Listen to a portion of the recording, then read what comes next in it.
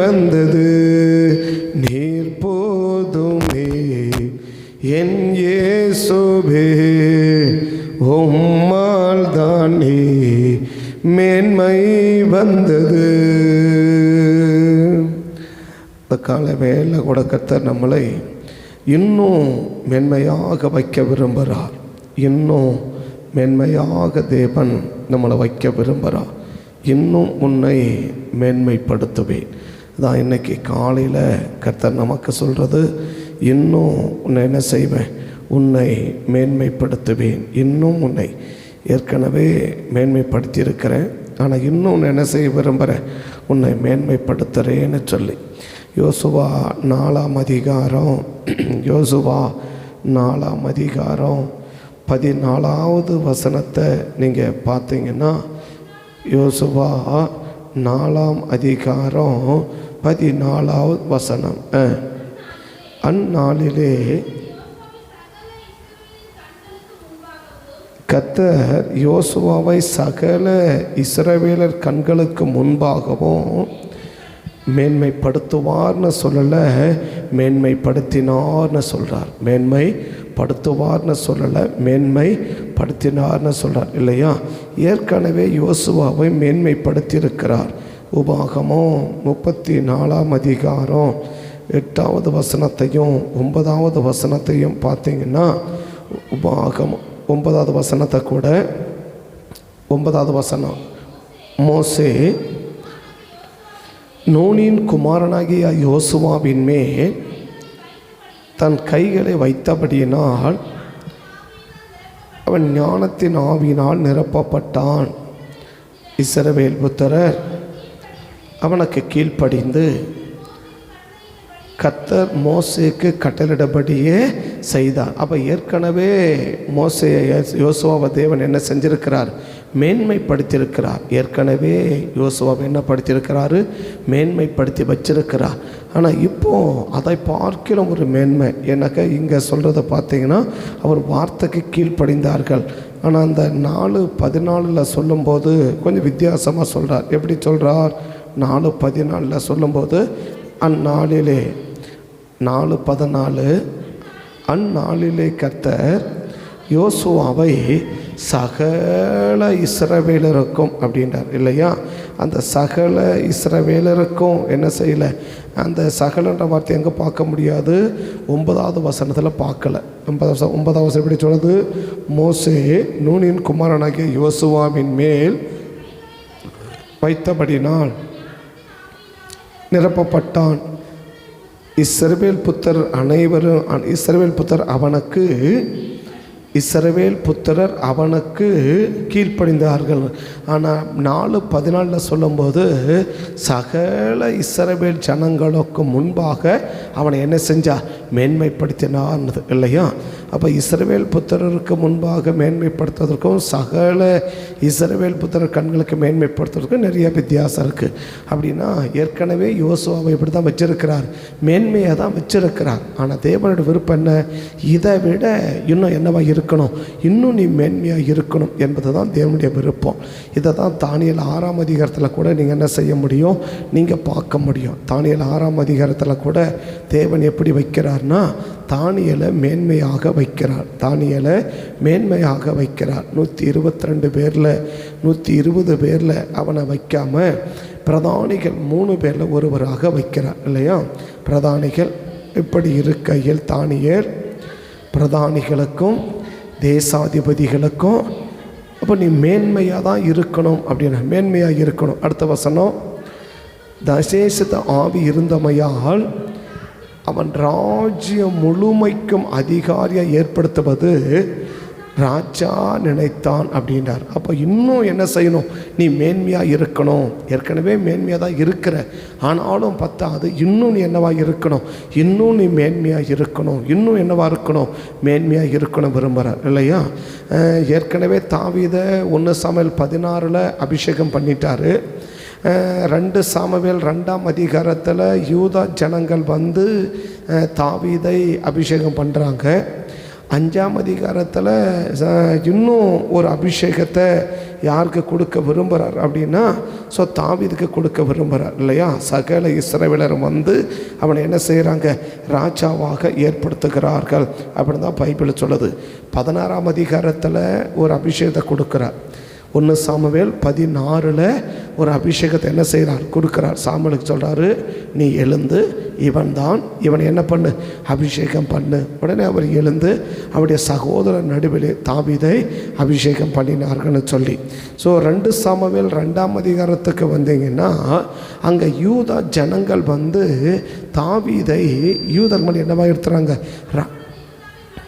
அப்பொழுது யூதாவின் மனுஷர் வந்து தாவீதை யூதா வம்சத்தாரின் மேல் ராஜாவாக அபிஷேகம் பண்ணினார்கள் என்றால். 5ஆம் அதிகாரத்துக்கு வந்தீங்கன்னா 2 சாமுவேல் 5ஆம் அதிகாரத்துக்கு வந்தீங்கன்னா 1 கடன் அப்படி வாசித்து பார்த்தீங்கன்னா 3 வசனம் வரைக்கும்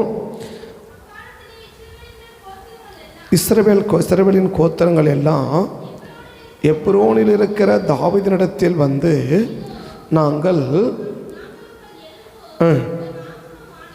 சவுல் எங்கள் மேல் ராஜாவாக இருக்கும்போதே கர்த்தர் நீ இஸ்ரவேலின் மேல் தலைவனாக இருப்பாய் என்று இஸ்ரவேலின் மூப்பர் எல்லாரும் தாவீது ராஜா அவர்கள் இப்போ இது எத்தனாவது அபிஷேகம், அப்படி 3ஆவது முறையாக தேவன் என்ன செய்ய விரும்புகிறார், அபிஷேகம் பண்ணுறார். ஏற்கனவே ஒரு அபிஷேகம் பண்ணார், அப்புறம் யூத ஜனங்கள் வந்து அபிஷேகம் பண்ணாங்க, அப்போ சகல இஸ்ரவேலர் வந்து என்ன செய்கிறாங்க, அபிஷேகம் பண்ணுறாங்க. அப்போ தேவன் தம்முடைய பிள்ளைகளை எப்படி வைக்கணும் விரும்புகிறார்னா, ஏதோ ஒன்று கொடுத்தா அதோடு உனக்கு போதும் அப்படின்னு கொடுக்காம இன்னும் மேன்மையாக இருக்கணும், இன்னும் மேன்மையாக இருக்கணும், இன்னும் மேன்மையாக இருக்கணும், இன்னும் என்னவாக இருக்கணும், நல்லா இருக்கணும், இன்னும் நீ மேலே மேலே வரணும், இன்னும் மேலே மேலே வரணும் அப்படின்னு தேவன் என்ன செய்ய விரும்புகிறார்னா கர்த்தர் நமக்கு நடத்த விரும்புகிறார்.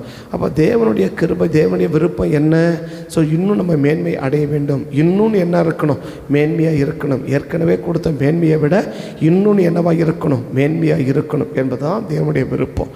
நம்மளை இன்னும் மேன்மையாக வைக்கணும் அப்படின்னா ஆண்டவர் யார் அப்படி மேன்மையாக வைக்க விரும்புகிறாருன்னா அவரை மேன்மைப்படுத்துகிறவர்களைத்தான் அவர் மேன்மையாக வைக்க விரும்புகிறார்.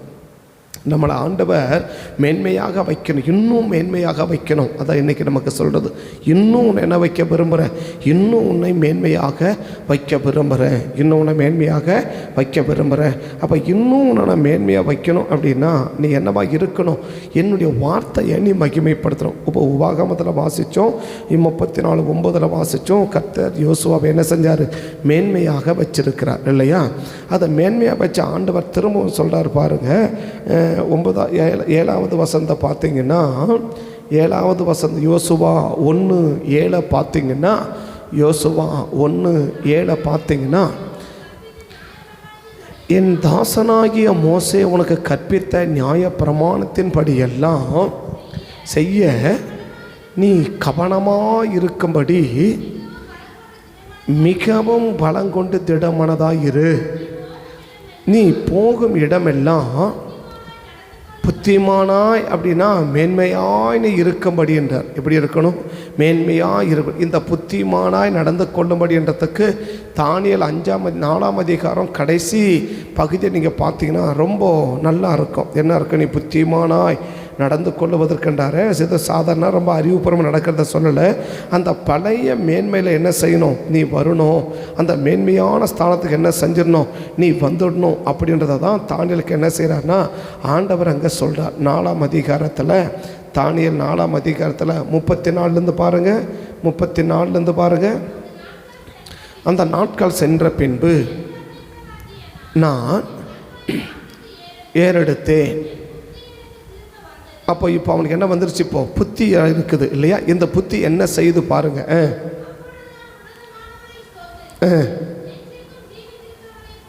புகழ்ந்து அவருடைய கர்த்தத்துவம் நித்திய கர்த்தத்துவம்,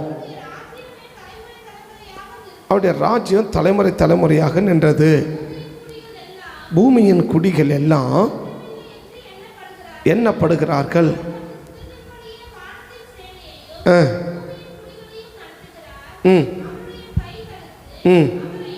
நோக்கி என்றார்கள். வந்தது என் ராஜ்யத்தின் மேன்மைக்காக என் மகிமையும். அப்படின்னா இப்போ என்ன வந்துடுச்சு? அந்த ராஜ்ய மேன்மை, அந்த ஏற்கனவே ராஜ்ய மேன்மை என்ன செஞ்சிட்டார்? நேபுகாத்நேச்சார் இழந்து போயிட்டார். அந்த நேபுகாத்நேச்சர் என்ன செய்ய? ராஜ்ய மேன்மையை இழந்து போயிட்டார். மனுஷன் வந்து சராசரி ஒரு மனுஷனாக கூட மதிக்க முடியாத அளவுக்கு தள்ளப்பட்டுட்டார். அந்த புத்தி வந்த உடனே என்ன யோசுவாவுக்கு என்ன சொல்கிறாரு? நீ புத்திமானாய் நடக்கணும்னு சொல்கிறார் இல்லையா? யோசுவாவுக்கு என்ன சொன்னார்? நீ புத்திமானாய் நடக்க.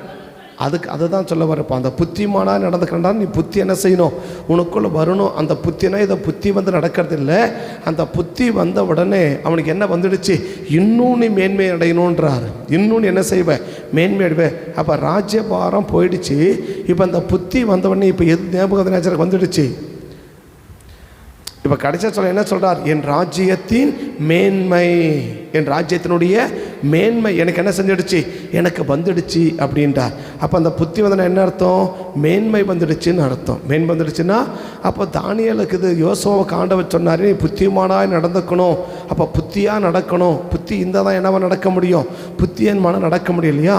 அப்போ இந்த புத்தி என்ன செய்யும்? இன்னொன்று என்னவா வைக்கும்? மேன்மையாக வைக்கும். இன்னொன்னை மேன்மையாக வைக்கும். இன்னும் நான் உன்னை மேன்மையாக வைக்கணும்னா நீ செய்ய வேண்டியது ஒன்றே ஒன்று தான் இருக்குது. என்ன இருக்குது? என் வார்த்தையை நீ மேன்மைப்படுத்தணும். அழகாக சொல்ல திரும்ப 7ஆம் வசனம், திரும்ப 7ஆம் வசனம், யோசுவா 1:7. என் தாசனாகிய மோசே உனக்கு கற்பித்த அறிவுரைன்னு சொல்லலை, உனக்கு கர்ண புத்திமதின்னு சொல்லலை, உனக்கு சொன்ன கதைகள்னு சொல்லலை, உனக்கு நியாயப்பிரமாண புஸ்தகத்தை சொன்னான்ல, வசனத்தை உனக்கு என்ன சொன்னார்? உனக்கு சொன்னார் இல்லை. இந்த சொல்லப்பட்ட வசனத்தின்படி நீ நடந்துட்டா போதும். அப்படின்னா என் வார்த்தையை நீ என்ன செய்யணும்? மகிமைப்படுத்தணும். என் வார்த்தையை நீ என்ன செய்யணும்? மேன்மைப்படுத்தணும். எங்கே போனாலும் சொல்லணும். எதை செஞ்சாலும் இதை மோசே ஆண்டவர் மூலமாக ஆண்டவர் மோசே மூலமாக எனக்கு சொன்னார், இதை நான் செய்கிறேன். மோசே மூலமாக ஆண்டவர் எனக்கு சொன்னார், நான் இதை செய்கிறேன். ஆண்டவர் சொன்னார், நான் இதை செய்கிறேன். ஆண்டவர் சொன்னார், நான் இதை செய்கிறேன் அப்படின்னு யோசுவா நீ உயிரோடு இருக்கிற நாள் வரைக்கும் எதை தான் நீ நடக்கணும் தெரியுமா? நான் சொல்கிறபடி தான் நீ நடக்கணும். அப்போ நான் சொல்கிறபடி நடக்கணும்னா என் வார்த்தையை நீ என்ன செய்யணும்? மேன்மைப்படுத்தணும். யாரோ சொல்கிறாங்க அப்படின்னு நீ செஞ்சிட்டேன்னா நீ என்ன செஞ்சிருவே? உன் மேன்மையை நீ இழந்து போயிடுவே. உன் மேன்மையை நீ இழந்து போயிடுவே அப்படின்னு ஏற்கனவே சொல்லிட்டார் இல்லையா? ஏற்கனவே செஞ்சிட்டாரு, சொல்லிட்டார். அப்போ யாரோ சொல்கிறபடி செய்யறதுக்கு நம்ம அழைக்கப்படலை. தேவன் நமக்கு சொல்கிறத செய்யும்படி தான் நம்ம அழைக்கப்பட்டிருக்கிறோம். யாரோ சொல்கிறதுபடி என்ன செய்யலை, நம்ம செய்வதற்கு அழைக்கப்படலை. யார் சொல்கிறபடி? தேவன் நமக்கு சொல்லுகிறபடி செய்வதற்கு என்ன செஞ்சுருக்கிறோம்? நம்மளை அழைச்சிருக்கிறோம். ஒரே ஒரு இடத்துல யோசுவா இந்த வார்த்தையை மிஸ்டேக் பண்ணிட்டார். என்ன மிஸ்டேக் பண்ணிட்டார்? ஆண்டவர் சொல்கிறத கேட்காம அடுத்தவங்க சொல்கிறத என்ன பண்ணிட்டார்? கேட்டுட்டார். ஆண்டவங்க சொல்கிறத கேட்காம அடுத்தவங்க சொல்கிறத என்ன பண்ணிட்டார்? கேட்டார். பயங்கர வெட்கப்பட்டு போயிட்டார். அந்த மேன்மை என்ன செஞ்சு போயிட்டார்? இழந்து போயிடுவன்னு அவனே அல்றாரு பாருங்க. 7ஆம் அதிகாரத்தில் 3ஆம் வசனத்திலிருந்து பாருங்க. 7ஆம் அதிகாரம் 3ஆம் வசனத்திலிருந்து, யோசுவாவின் இடத்தில் திரும்பி வந்த ஆட்கள் எண்ணில் அவனை யோசுவாவை நோக்கி, ஜனங்கள் எல்லாரும் போக வேண்டியது இல்லை, இந்த ஆயி பட்டணத்துக்கு மேலே எல்லாரும் போக தேவையில்லை, ஏறக்குறைய 2000 பேர் 3000 பேர் போனால் போதும் அப்படின்னு நினச்சிட்டீங்க அப்படின்னு சொல்கிறாங்க.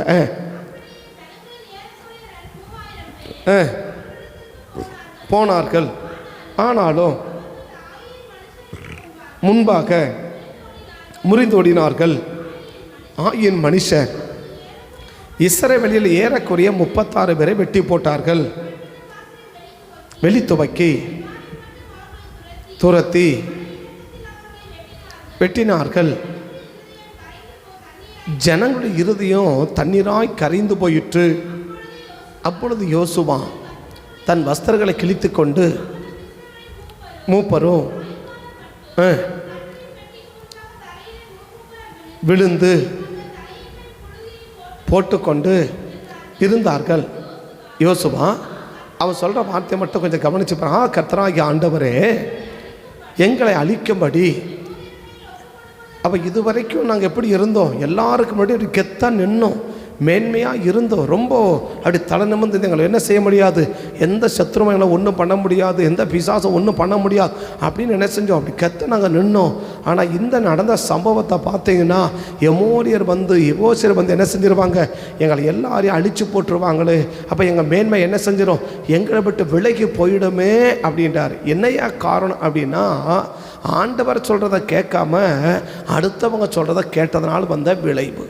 ஆண்டவர் சொல்கிறத கேட்காம அடுத்தவனால் சொல்கிற விளைவு. அதான் முதல்ல அவனுக்கு சொல்லிடுறார், எனது என் வார்த்தையை எங்கெல்லாம் நீ மேன்மைப்படுத்துகிறையோ, கர்த்தர் சொன்னார் நான் செய்கிறேன், கர்த்தர் சொன்னார் நான் செய்கிறேன், கர்த்தர் சொன்னார் நான் செய்கிறேன், ஆண்டவர் சொன்னார்ப்பா நான் செய்கிறேன்ப்பா, ஆண்டவர் சொன்னார்ப்பா நான் செய்கிறேன் அப்படின்னு சொல்லி ஆண்டவர் சொன்னதை மட்டும் என்ன செஞ்சிருந்தேன், நீ செஞ்சுக்கிட்டே என்னுடைய வார்த்தையை நீ மேன்மைப்படுத்தினா ஒரு இடத்துல கூட நீ என்ன செய்ய மாட்ட, உன் மேன்மையை நீ இழந்து போக மாட்ட, உன் மேன்மை என்ன செய்ய மாட்ட, நீ இழந்து போக மாட்ட. அதனால் ஆண்டவர் உனக்கு என்ன சொல்கிறாரோ அதுக்கு பிறகு பாருங்க, ஆண்டவர் என்ன சொல்கிறாரோ அதை மட்டும்தான் என்ன செய்வார்னா யோசுவா செய்து கொண்டே இருப்பார். அதில் ஒரு வார்த்தையை பாருங்க, யோசுவா 14ஆம் அதிகாரத்தில் காலேப் வந்து யோசுவா கிட்ட சொல்கிறார். என்ன சொல்கிறார்னா, ஐயா மோசே மூலமாக இப்படி ஆண்டவர் சொல்லிட்டு போயிருக்கிறாரு, இந்த எபிரோனை என்ன செய்யணும், எனக்கு கொடுக்கணும், கால்மேதிக்க தேசத்தை எனக்கு கொடுக்கணும்னு சொல்லிட்டு போயிருக்கிறாரு, அதனால் என்ன செய்யுங்க, அந்த எபிரோனை எனக்கு கொடுங்க அப்படின்னு 14ஆம் வசனம் நினைக்கிறேன். யோசுவா 14:12 வாசி பார்க்கலாம்.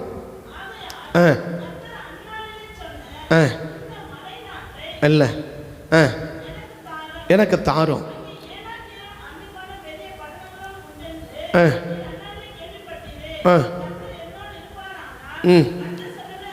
இல்லை யோசுவா கிட்ட சொல்கிறது வார்த்தை. அப்பொழுது யோசுவா அதுக்கு முன்னாடிக்கிற வசனம், அதுக்கு முன்னாடி நான் அப்போ 40 வயசாக இருக்கும்போது இங்கே நம்ம போய் வந்தோம், நம்ம சொன்னோம். 7ஆம் வசனமா 14:7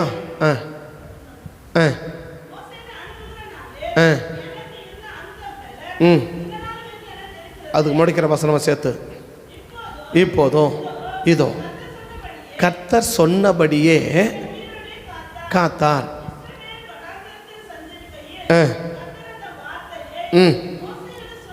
மோசையோட சொல்லி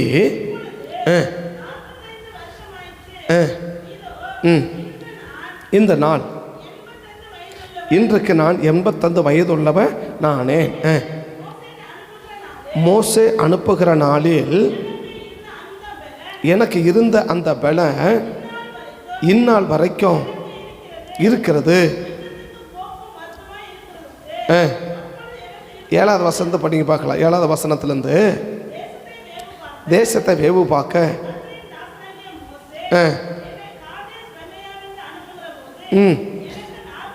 6ஆவது வசனம் பின்பகுதி கூட பாருங்க. கர்த்தர் என்னை குறித்து உம்மை குறித்தும்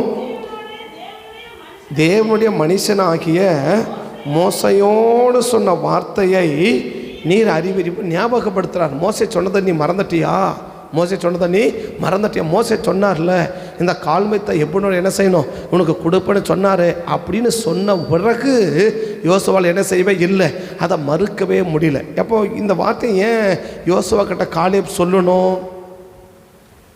இப்போ என்ன சொல்கிறாரு, இந்த எப்ரோனை எனக்கு கொடுக்கணும் அப்படின்னு மோசே சொன்னார்ல, அது நீ மறந்துட்டியா, அது உனக்கு ஞாபகம் இல்லையா அப்படின்னு இவ்வளோ கதை விவரித்து சொல்கிறார். யார்கிட்ட சொல்கிறாரு? யோசுவா கிட்ட சொல்கிறார் இல்லையா. ஏன் காலேப் சொல்லணும் அதை? இப்போ எப்ரோனை கேட்குறார். யார் கேட்குறார்? காலேபு கேட்குறார் இல்லையா. அவர் மலை தேசத்தை கேட்குறார். இப்போ என்ன செய்யணும்? இப்போ அவங்கவுங்க கேட்காமலே யோசுவா கொடுத்துன்னு போகிறார்ல, அப்போ யோசுவா காலேபுக்கும் கொடுக்க வேண்டியது தானே. அப்போ காலேபுக்கு என்ன செய்யலை, அந்த தேசத்தை கொடுக்கல. அப்போ அமைதியாக இருக்கிறாரோ மற்றது கொடுக்க பாருறோ.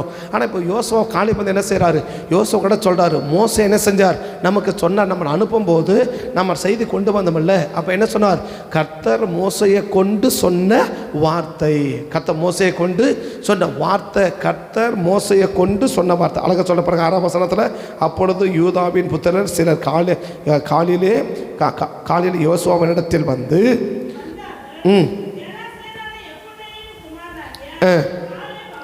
அவனை நோக்கி, கர்த்தர் என்னை குறித்தும் உம்மை குறித்தும் தேவனுடைய மனுஷனாகிய மோசையோடு சொன்ன வார்த்தையை அப்படின்னா இப்போ என்ன செஞ்சுட்டே நீ மறந்துட்டியா, அந்த மரத்தை என்ன செய்யாத, ஞாபகம் வச்சுக்கோ, கர்த்தர் சொல்லியிருக்கிறார்ல.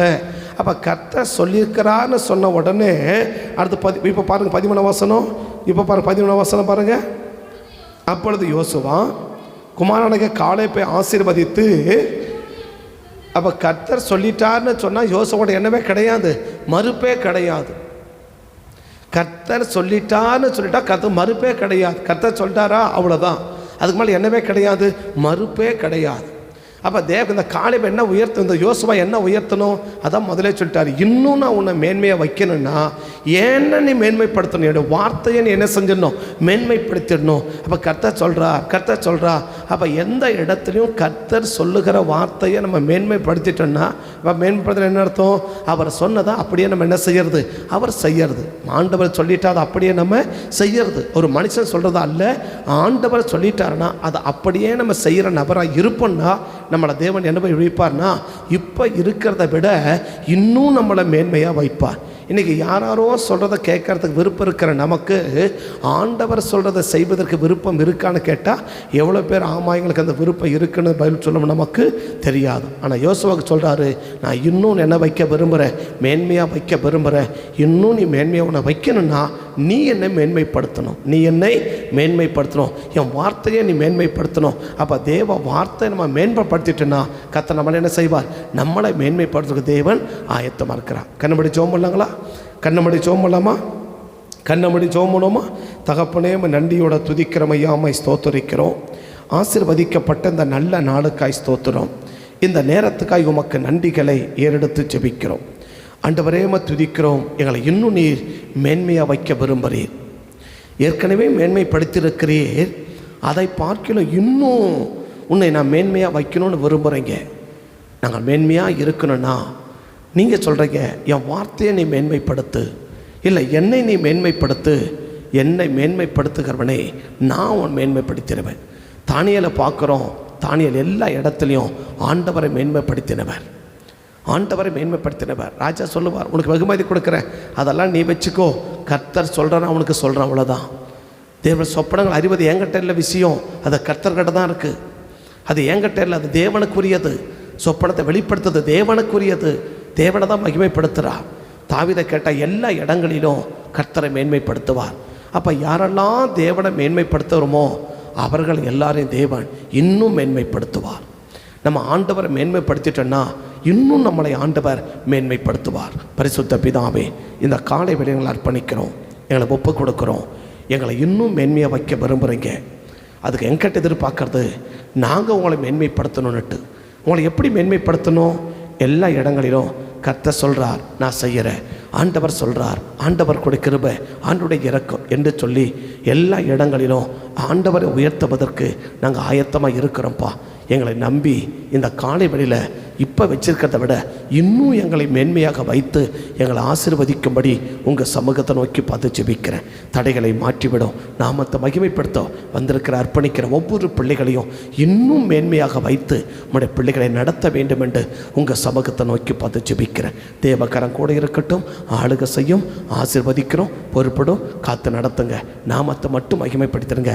கிருபை எங்களை தாங்கட்டும், ஒப்பு கொடுக்குறோம். இயேசுவின் நாமத்தை விட தாழ்த்தி உடைய திருக்கத்தில் அர்ப்பணித்து ஒப்பு கொடுத்து உம்மை நோக்கி பார்க்கிறோம். இந்த நாளுக்கு விரோதமாய் உருவாக்கப்படும் ஆயுதங்கள் எல்லாம் இயேசுவின் நாமத்தில் வாய்க்காது போகணும். உங்கள் வல்லமையுள்ள கரம் எங்கள் மேலே இருக்கட்டும், கிருபையுள்ள கரம் எங்களுக்கு மேலே இருக்கட்டும். எங்களை நடத்தும், எங்களை ஆளுகை செய்யும், எங்களை ஆசீர்வதியும், எங்களை பாதுகாத்து கொள்ளும். காங்கோடு இருக்கட்டும். சகல துதி கன மகிமை எல்லாம் ஒருவருக்கே செலுத்தி உம்மை உயர்த்தி நல்லா தாழ்த்தி வரிமையாக்கி ஜெபிக்கிறோம். ஜெபம் கேளு ஜீவன் உள்ள நல்ல பிதாவே, ஆமே. என் ஆத்துமாவை கர்த்தரே ஸ்தோத்திரி, முழுமே பரிசுத்த நாமத்தை ஸ்தோத்திரி. என் ஆத்துமாவை கர்த்தரே ஸ்தோத்திரி, கர்த்தர் செய்த சகல உபகாரங்களையும் மறவாதே. ஆமே, ஆமே. கர்த்தர் ஆசீர்வதிப்பார். ஸ்தோத்திரம், ஸ்தோத்திரம்.